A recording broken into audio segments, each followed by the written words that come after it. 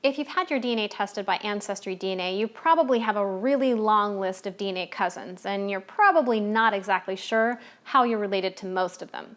AncestryDNA has a fantastic tool called ThruLines, and this tool tries to help you determine how you're related to people on your DNA match list. That's the subject of our 5 minutes with your DNA with Diane Southard. So let's talk DNA.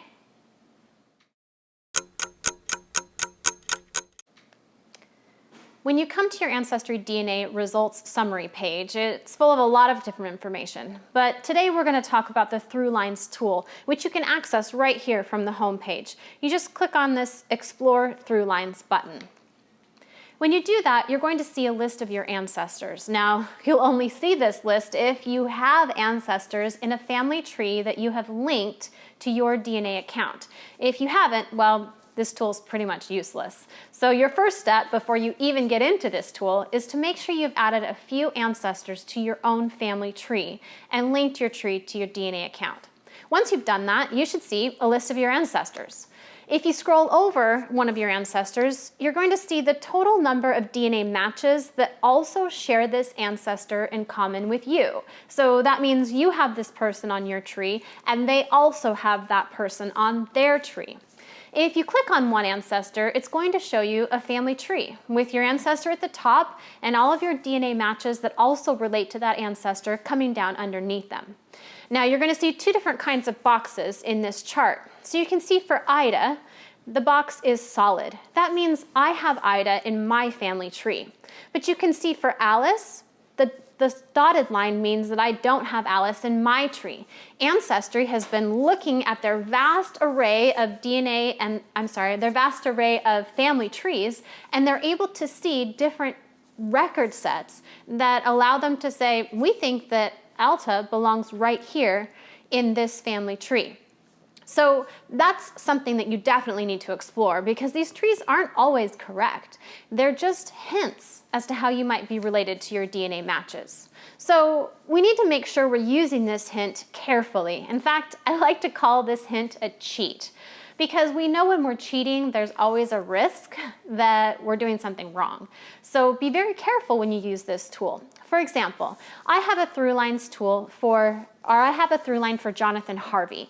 I don't have Jonathan Harvey in my tree. This is actually a hint. Ancestry is saying, we think that Jonathan Harvey belongs in your tree.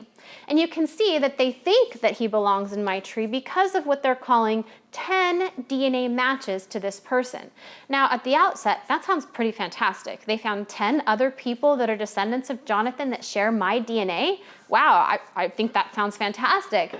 But what they really mean is there are 9 descendants of my known ancestor, Lily, and only 1 descendant of Jonathan. And so that one person is who they're basing this whole system on.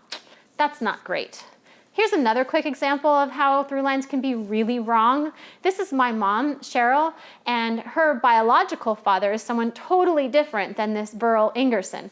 Cheryl is her adopted dad, and yet here's her DNA telling her that she might be related to this guy simply because he's in her tree and in my tree. So you have to be really careful about what the ThruLines tool is actually telling you.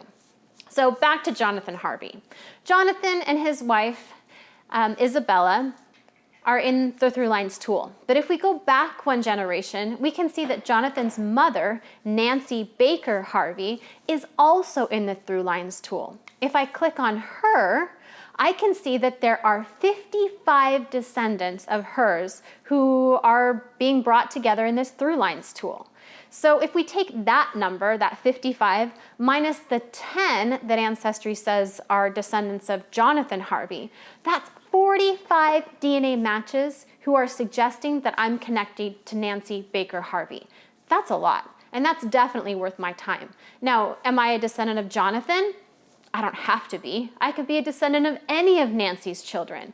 So again, it's giving me a really good place to start, but it doesn't have to be right. The next thing I want to do is make sure I'm checking my genetic versus genealogy relationships within the ThruLine tool. So here's my dad's cousin, Cindy. It says that Cindy is my dad's second cousin. If you click on that little number right below Cindy's name, it'll show you this chart. And the chart basically says, Here's the most likely genealogy relationships that you have to Cindy based on your genetic relationship. So mostly, as long as the relationship with your cousin is on the chart, you're probably okay.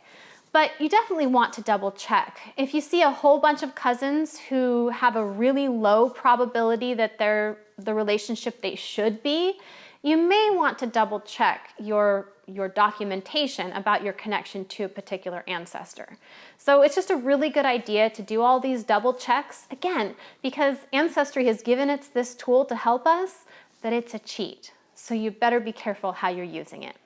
So use ThruLines, use it well, use it effectively, use it often.